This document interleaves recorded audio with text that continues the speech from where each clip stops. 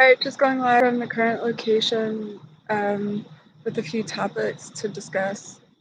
And we may attempt to manually reposition our physical device or able to sit.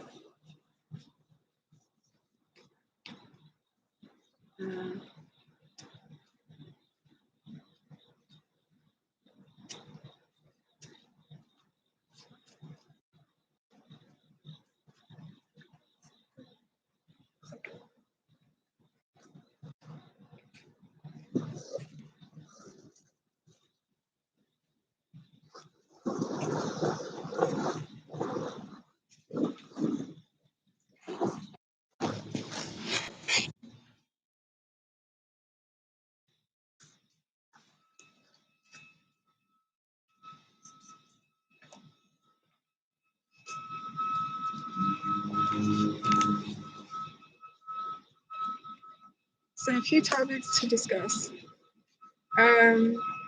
One topic, not a methodology, a category that might be just completely offensive and diminish the severity of really what's actually occurring legitimately in real time. Double standards are tough. Maybe mentioning double standard is really important to distinguish and differentiate how is just really not the accurate terminology. Double standards with regard to race, socioeconomics, and gender. And the exhaustion and the fatigue and the grievances seem to be almost like exactly the same, hypothetically speaking.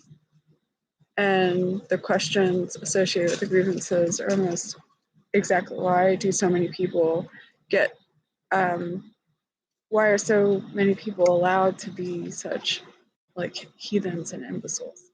We try to stay away from those kinds of vocabulary words because we don't want any opinion to skew evidence, but in allowing for formality and rationale and necessity, the endurance and the tolerance of what just can't ever be justified or rationalized is very severely devastating, detrimental, and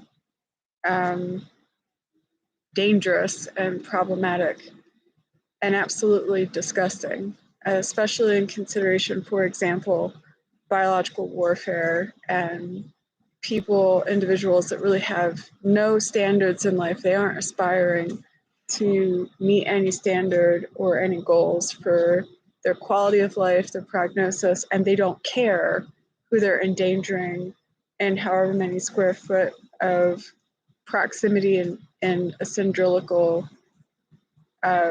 perimeter.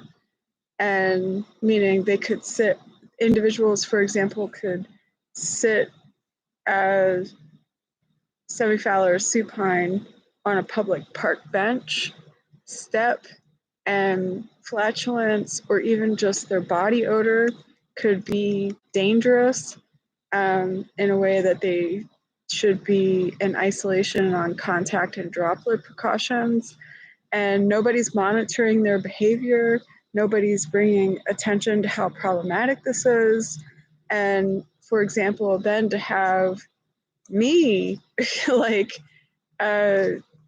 harassed and terrorized and I'm not the problem and there's so many people that are a problem is just abominable. How do you let something like that happen? And the next topic is nobody wants to deal with certain demographics of people, but this can't continue this way. And the harsh reality and harsh truths are what they are, and this can't be excused. I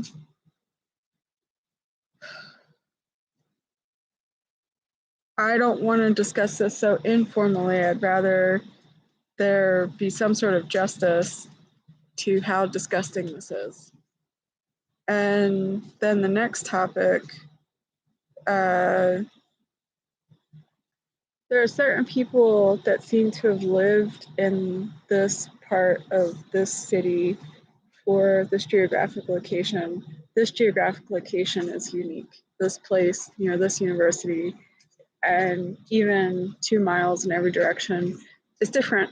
Any place in Philadelphia where there's a major university, whether Ivy League, state school, just different.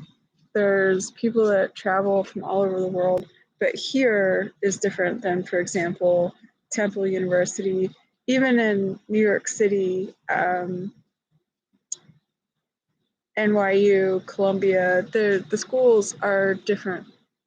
Even when people think of New York being such an incredible place, and New York is an incredible place, but here there's some sort of space, literally and metaphorically, that exists in a little bit of a different way, different pace. Not that. So there have been some concerns about a woman in the area, I suppose maybe over 20 years ago at this point.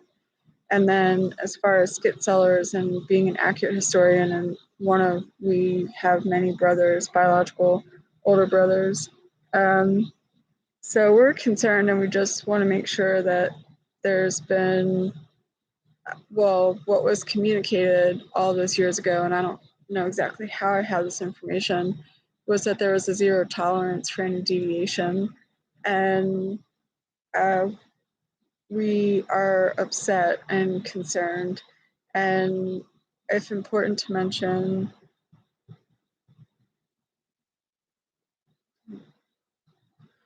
there was concerns of the paternity for both children and the shock value of how could the gentleman being such a caliber of good guy, and there's this woman that just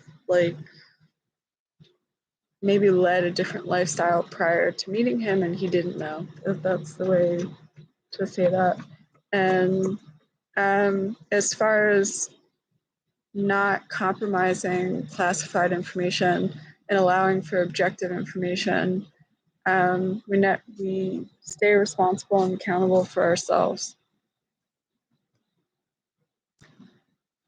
There are three women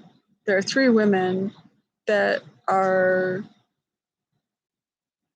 adults, chronologically adults now, but when they were children, they looked like they could have been triplets. And that was not who was over there, correct? As the one young lady grew up, I mean, she starkly is different. Maybe she could be there could be a set of triplets where there's twins and a singleton. But the set of the two women that are actually twins, there is a cousin or biological brother who may have actually been their triplet, or biologically, because their parents might be twins, they might be identical despite their gender. The individual was born biologically male, as far as we're aware, and has chosen to go through to receive treatment of hormone replacement in accordance with gender reassignment procedures. Whether or not there's actual gender reassignment surgery, there's at least been the hormone.